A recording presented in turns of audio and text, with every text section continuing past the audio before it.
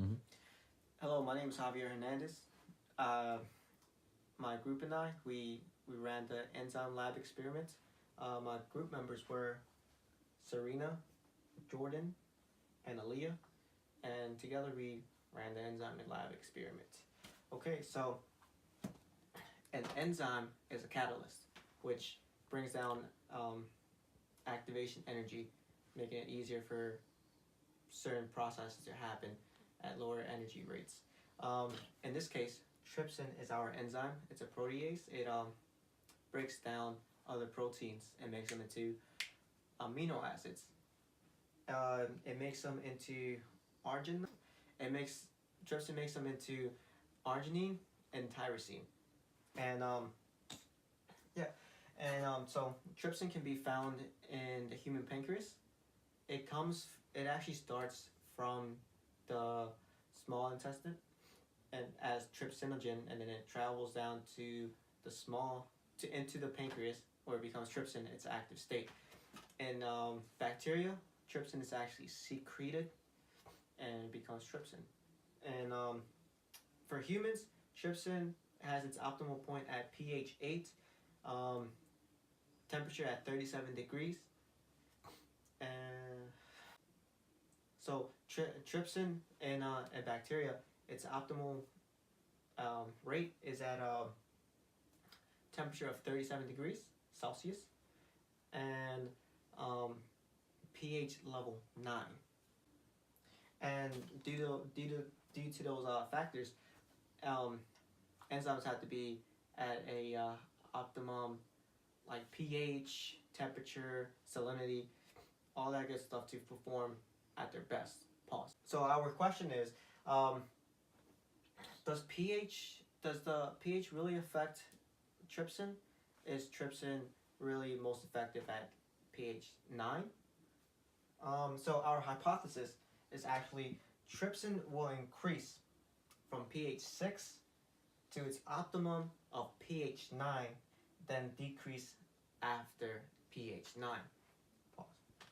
And our rationale to our hypothesis is that according to our readings and from class, bacteria trypsin performs at its best at pH 9. So that's our rationale behind our hypothesis. Pause. All right. So trypsin actually works to break down proteins, which helps digestion in humans and bacteria. Right. Okay. So our materials and methods. So our substrate was azole casein. Our enzyme assay was conducted as prescribed through the lab manual. We selected a reaction buffer, which was 0.15 molarity sodium chloride solution. Pause. Okay, and that solution was 450 microliters into the actual assay, and then we also added 500 microliters of azole casein and 50 microliters of trypsin. As per our negative controls, they were made the same way, except trypsin was absent and was actually replaced by 50 microliters of just water. Pause. 3 replicates were made for each negative control and each experiment. And they were all placed in 37 degrees and they were incubated for 20 minutes. Pause. The pH levels were 6, 7, 8, 9, and 10. Pause. Okay, so after the 20-minute incubation, we added TCA. The reason why we added TCA was to stop the reaction in order to get precipitate of the undigested. It was then placed into a centrifuge for 2 minutes, running at 14,000 RPM, and that caused all the impurities of that was in there to pellet down all the way down to the bottom. Once we did that, we used pipettes to extract the supernatant. and then to put it into cuvettes as well. Those cuvettes were then put into a spectrophotometer at 440 nanometers wavelength. Pause. We ran the spectrophotometer at 440 nanometers wavelength because azole casein is a milk protein which had sulfamilamide attached to it randomly, and it absorbs light at 440 nanometers wavelength. Pause. All right. With all this being said, we chose these conditions for our experiment because at 37 degrees Celsius, it was at trypsin has its optimum output, as well as the salinity that we chose. We chose at its optimum. The only thing we changed were the pH levels, and that's only to determine whether trypsin was actually at its optimum rate at pH 9. The negative controls were prepared the same way as the rest of the experiment, except that water replaced trypsin. So trypsin was not in the negative controls. We used negative controls, so we know that we didn't get our data off of chance. Both the negative controls and the experiment had 3 replicates each. We used 3 replicates so we can have accuracy, precision, and to make sure that the results that we obtained were not by chance. All right, so if we step over here, we have our graph, our bar graph. I will orient you to it. Down here we have pH levels on the x-axis. On the y-axis we have the absorbance rate, and each rectangle represents the average of the absorbance for the replicates that we had. The little T-bar right here, that's the variability that was given to us.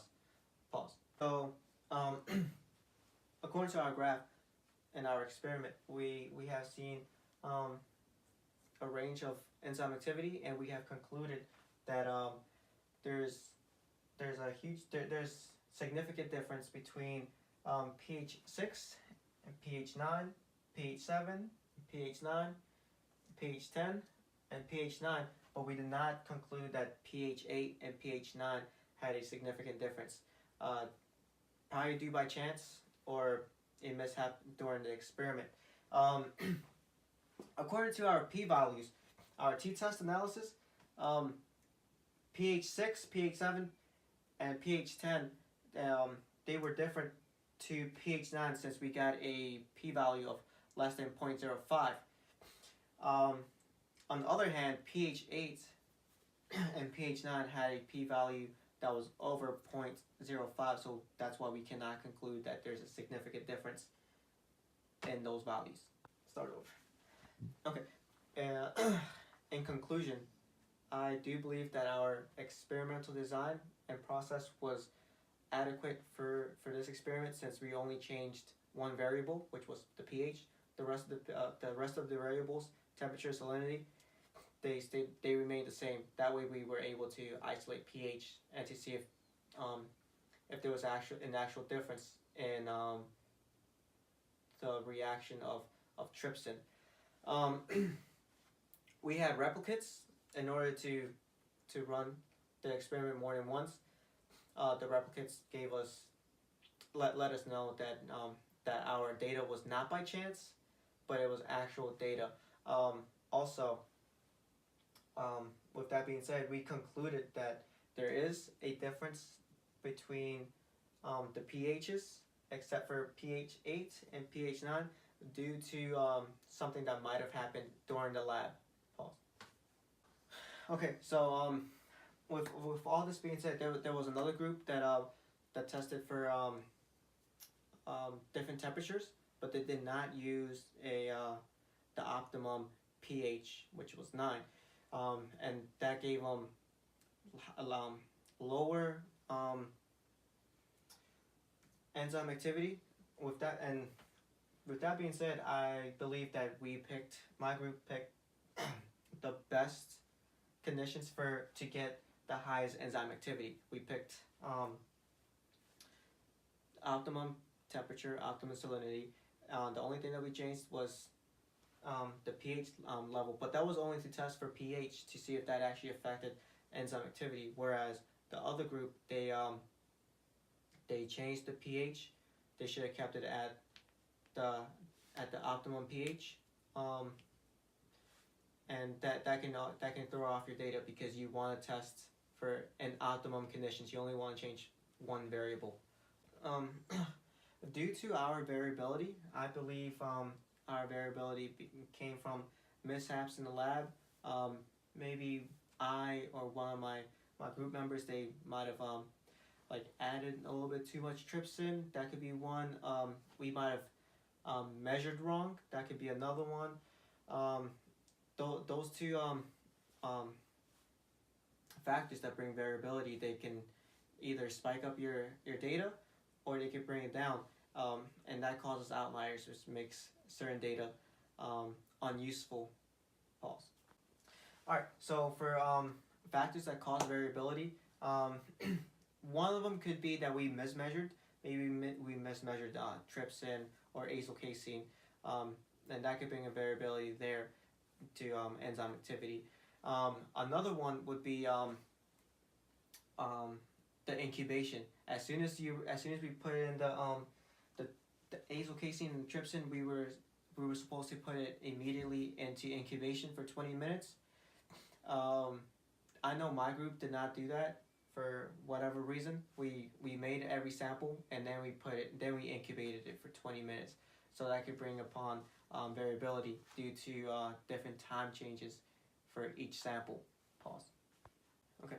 So the first time we ran this experiment, we did not have 3 replicates. So that's something we changed the second time. This time around, we had 3 replicates. We also had, the first time we did it, we did not have any negative controls, which was bad because we don't know if our data was true or not, or if we can trust it. So the second time around, we added negative controls. Also had 3 replicates of those. For future experiments, future runs of the same experiment, we would immediately put the sample straight into incubation after mixing all of it in. Pause.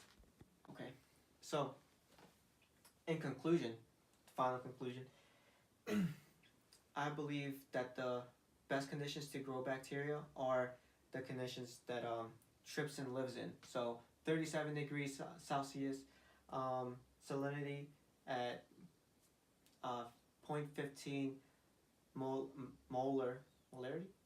Okay. The best way. Wow, I lost my train of thought. Okay, the ideal conditions to grow bacteria is to keep it at the optimum environment for trypsin. So that being 37 degrees Celsius, having salinity of 0.15 molarity of sodium chloride solution, and pH at level 9, because bacteria it adapts to its environment. So whatever its environment is, it'll adapt to that, and if the environment's optimal for trypsin to have a good rate, then trypsin will keep being produced and bacteria will digest the rest of the proteins, and it'll be at optimum. Pause. Alright, thanks for watching my presentation. I hope you guys enjoyed it. I hope it was informational for you guys. Give me feedback, please, for sure. Thank you. And here's the slides. Introduction, materials and methods, t-test analysis, t-test analysis, results, our bar graph, discussion, references. Thanks for watching.